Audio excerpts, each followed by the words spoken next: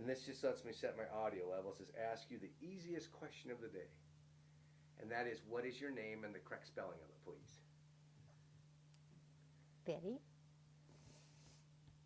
Betty J. Manos. And the spelling of the last name? Manos. And are you an Elizabeth? Is that your... No, given? Betty Jane is my name. Oh, really? One word, 2 words? Two. 2 words, okay. And what was your maiden name? Alameda. And how do you spell it? Alameda. There's some irony that you moved just off of, but they spell it differently, Alameda Road up here. Oh. So, and where and when were you born? Well, San Francisco, 1920, August the 9th. Okay. August 9th. Okay, I got that on tape now. So did you grow up in San Francisco or did you move around? I grew up there. Oh, really? What did your dad do? Well, he was a salesman, but he did a lot of fishing and hunting, and every time the season come up, off we'd go in the car, so we got around a lot.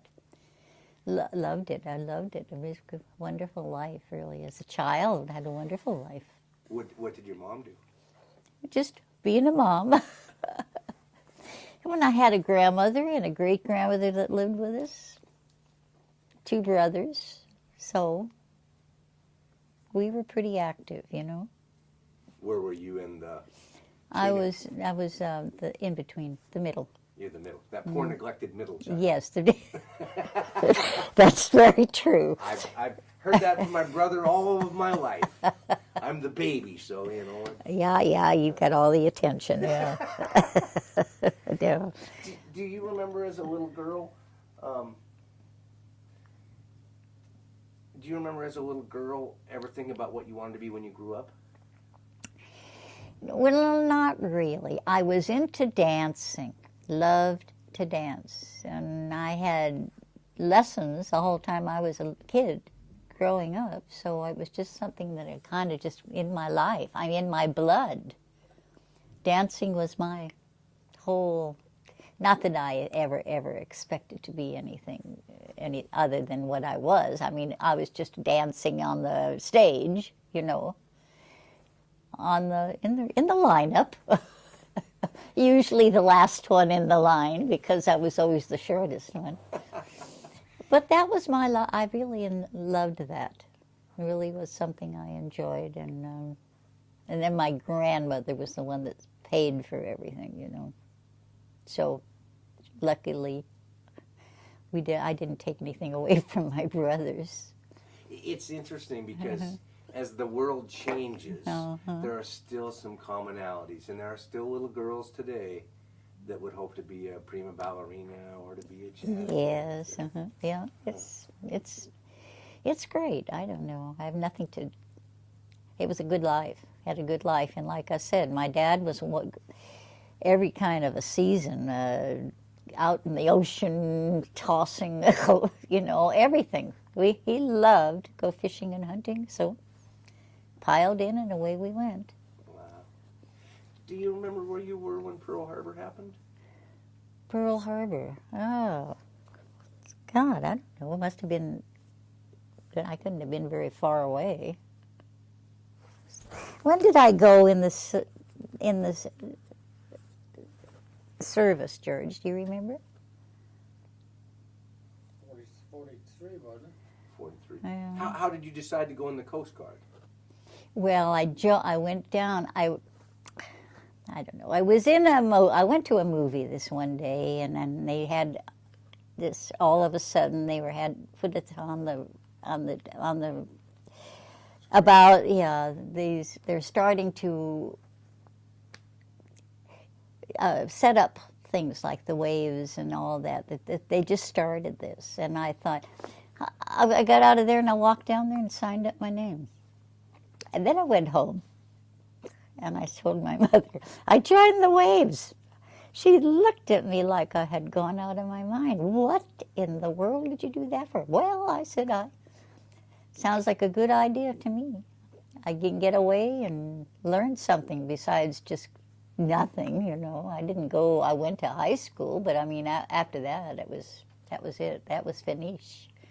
So was there a patriotic element? You thought you were going to go serve your country, or was it?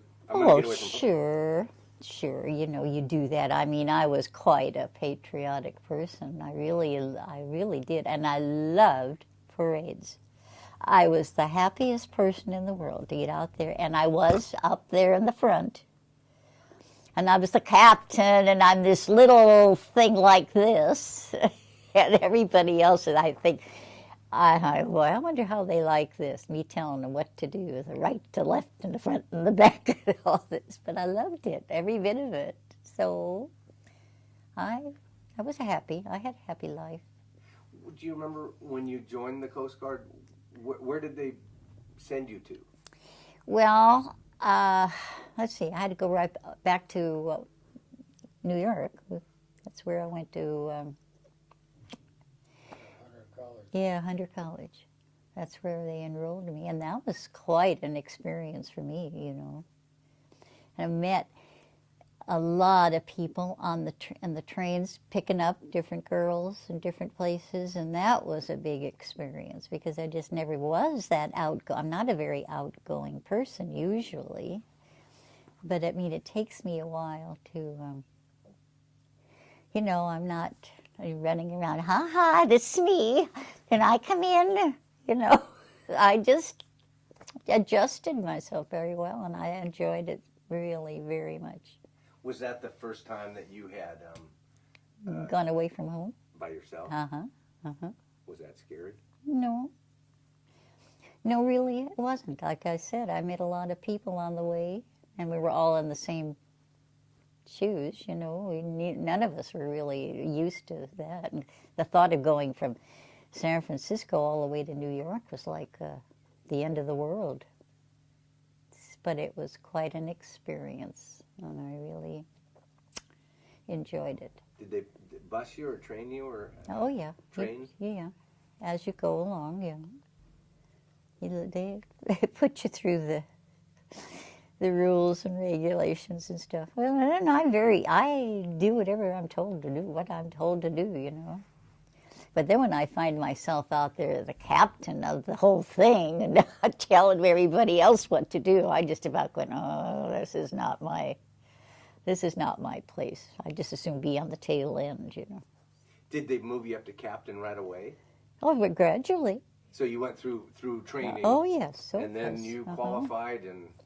Yeah. So do captains get saluted?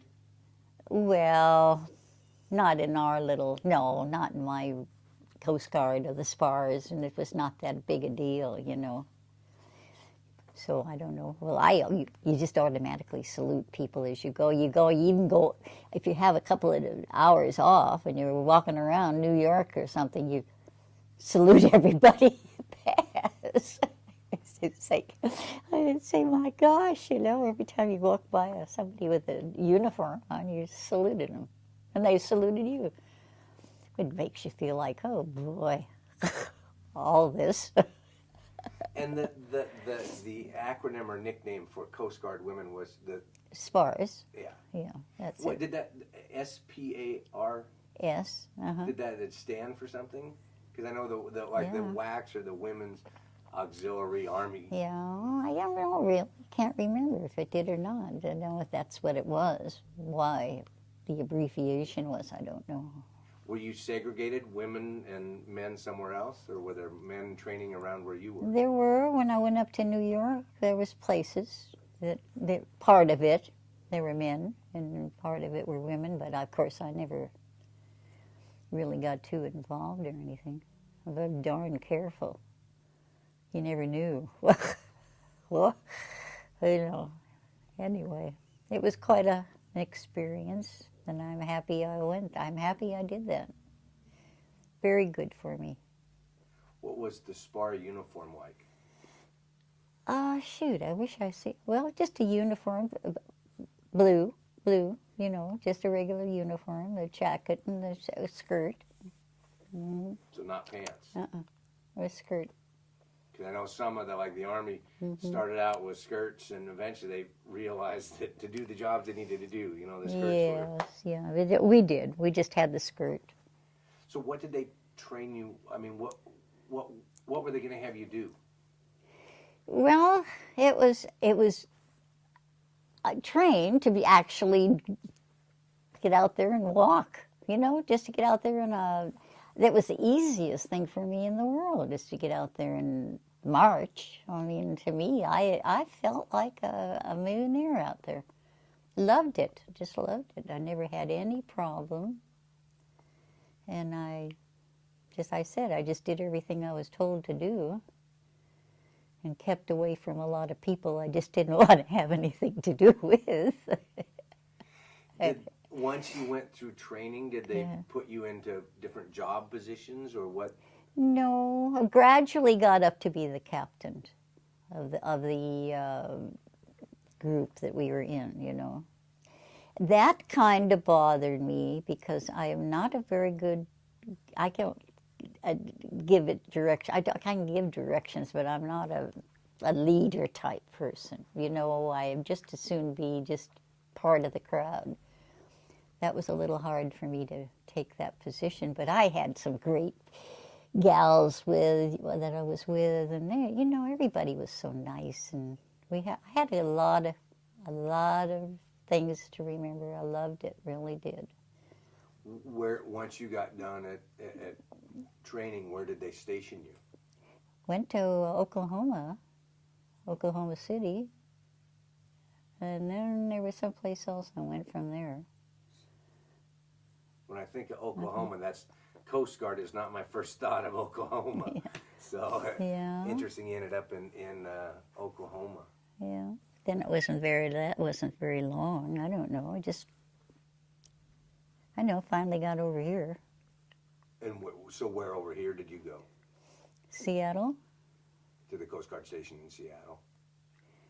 No, honey, I think I was out then when I finally got here. I don't know, dear. I really don't. I can't. Sorry, my mind is not that. Oh, that's all right. Can't remember all. I don't remember what I had for breakfast, and for you to remember 60 years ago. I mean, this is 60 years ago.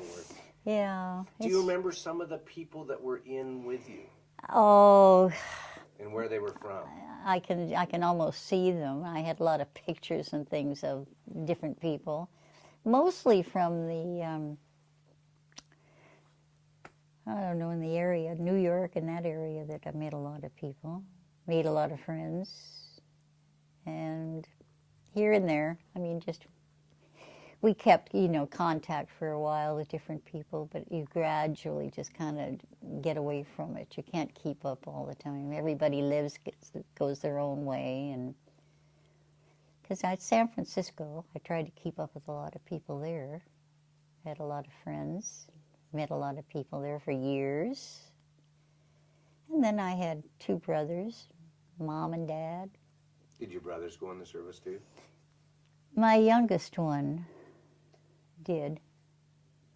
And he died pretty early too. But in the service? No, well, you know what happened at one time? He went to get some shoes, leaned over to tie his shoes and keeled right over. Wow. That was in his heart. Yeah. And my dad died from heart problems, so it was sort of like it ran in the family, but then that was sad. Oh, I never forget that when I saw that happen to him, because I loved him so much. We were so close. And my oldest brother, we were all pretty close in the family. Was your dad still alive when you went in the... Oh, no. Oh, so he'd already passed away before you Yeah. Uh-huh. So Mom was the only one that had the reaction of, why are you going into the... Yeah. Why do you want to do that? Because it's interesting because as I hear all these different stories, you really see how it changed the world, because if that opportunity hadn't have been there, would you have ever left San Francisco, do you think? Probably not. Probably not. It takes a lot to push me. I'm not a good pusher myself. But anyway, It was a wonderful thing for me to do. It was good. It really takes me out. See, I am not an outgoing person, and I kind of don't. I just don't. People just don't know too much about my innards, you know. Anyhow. Now, were you were single when you weren't married yet in the Coast Guard, right? Oh no, I didn't get married for quite a while after that. Were many of the women in the Coast Guard were Married? Yeah, No. I mean, did they have husbands that were overseas? Or No, not too many. No, not the ones that I really contacted with or made friends with. No, it was after we all got out that everybody kind of went their own way, and so many of the people that I made friends to were all going way the opposite way from me. Nobody ever came out this way. This was sort of a outward, outgoing. I mean, but I liked it here. I was always happy here. I assume it was still the era when you met some of these women from New York that asked you about the Indians and teepees and No. Wild West wagons. Was that their perception about here? No, not really. Oh. No, we all kind of just sort of went our own way.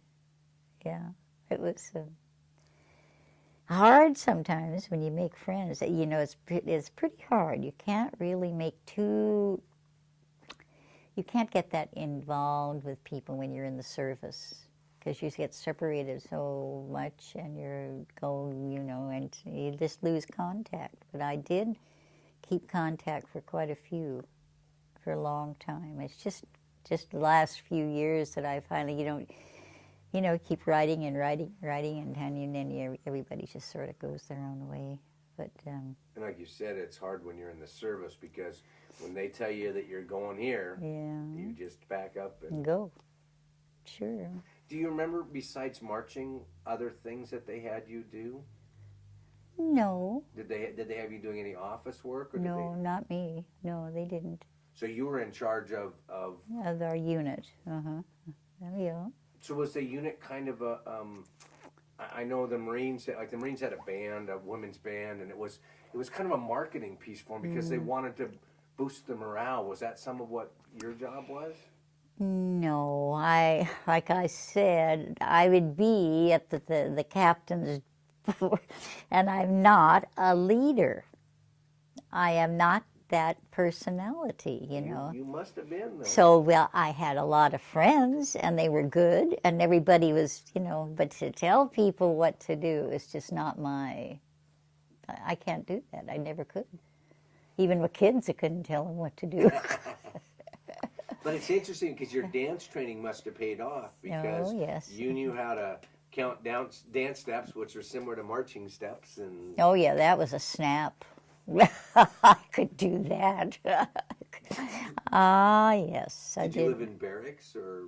No, lived in a regular, what were they like, an apartment? Yeah, they were like apartments. So that was nice. And did you have other people? Spar's room with Oh, you? yes, oh, yeah. I always had a roommate or two, whatever. As big as the places that we stayed, if we had enough room, they were always, that was fine. And then the guys were at the other end, on the other end of wherever we were. I didn't get involved there at all. I mean, there was a lot of that going on. And you're sticking with that story while your husband's here, aren't you? Well, shoot, man. I mean, But was there? Because again, it's interesting because World War II opened. There was a tragedy of World War II, but it also opened a lot of doors for people. Sure did. It really did. It did. I think for people like me, it sure did. It gave me like when we talked to my mom and my grandmother, and I'd say, it's a wonderful feeling to be able to kind of do your own thing, which I never have done. I was always so used to people telling me what to do and what not to do, and I was never aggressive to the point where I was telling other people what to do, but I just enjoyed that feeling that I could get out and do things, And I loved it. And I met a lot of nice people, wonderful people. Made some good friends. Did the commanding officers and things that were in charge of you, were there a lot of women or men? Or There were women women in our units, yeah. Because I know within the WACs and the WAVES to a certain extent, again, the same thing with the SPARs, that was new to the Coast Guard to have women. And I know in the Army Air Corps and the Navy, there were some that really didn't know what to do with women in the military. Oh, yeah. So you didn't face no problem like that. No.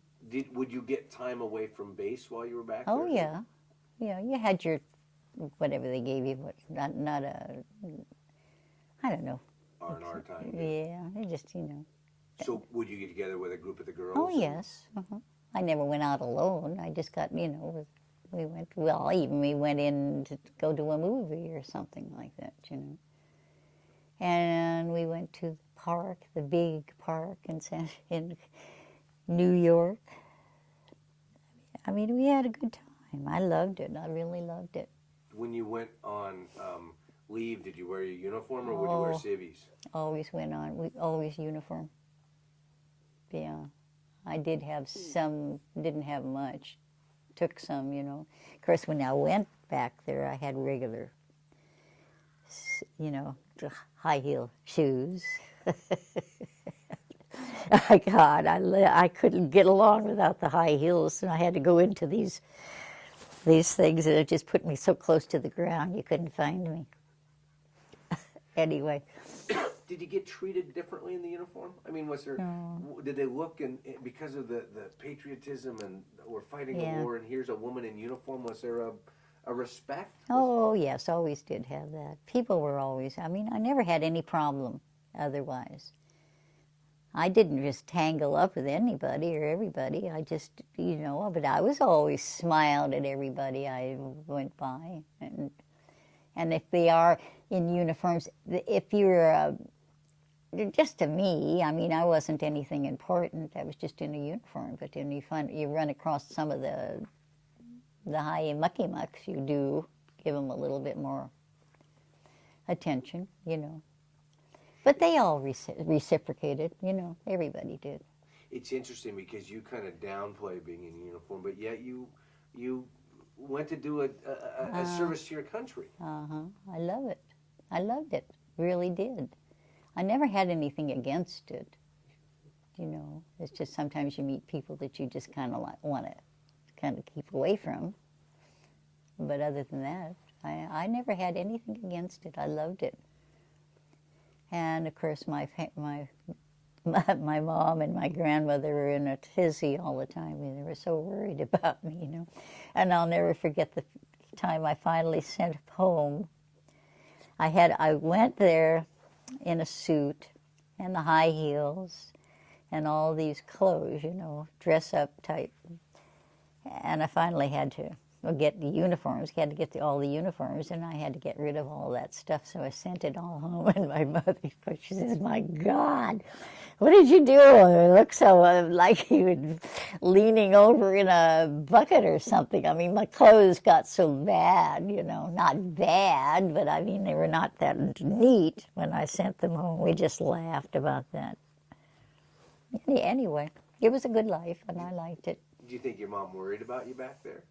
Oh, I don't think so. I think she knew that she could depend on me. I never did anything that was, unless somebody attacked me or something. Well, I didn't let them do that. I had high heels on. I could kill them. Met George and Snoqualmie me. After the service? Oh, yeah. Well, a long time after the service or right after that? Yeah. Do you remember how long you were in the Coast Guard? Oh, well. A couple years? Or? It was longer than that. Let's see, I can't even remember. What did you do when you got out of the Coast Guard? Got married. So, met the man. Somebody that would... Went to work at Frederick's. Yeah. Oh, yeah, I did work there. That's right. I did go to work. At the real Frederick's. Uh-huh. Yeah. I worked there. Enjoyed that. I liked that. I liked salesmen. I liked working like that. Just working. I didn't want to be anything else. I mean, I didn't like it too much when they gave me all these jobs. I said, oh God, I got along with people, and we just got along well, and that's what I wanted. I didn't want anything else.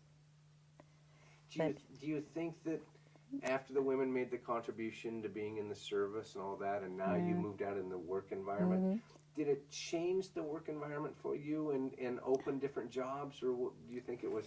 No, I think I just stepped into things and did what I just did it.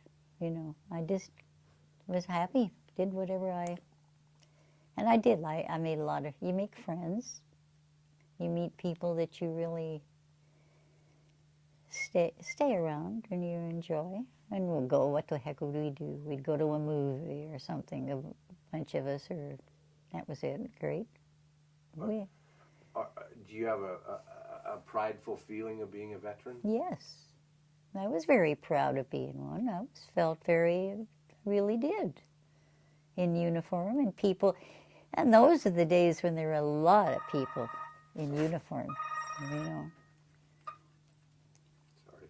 It's okay. And so there were a lot of people in uniform? Oh, yes, yeah. A lot of people you met, or see, a lot of them. Let me turn this off. I thought I did. Sorry. No, my fault. I should have turned it off. I hate cell phones, and I hate when they ring like that, so I apologize. Well, so today, a veteran, proud to be American. I mean, is there a red, white, and blue part of you? Is there? Oh, I don't see too many people anymore, that I don't really know that many people anymore that I was in uniform with. We all separated. We all went and weighed, I went all the way back here and they went all the way to the East Coast.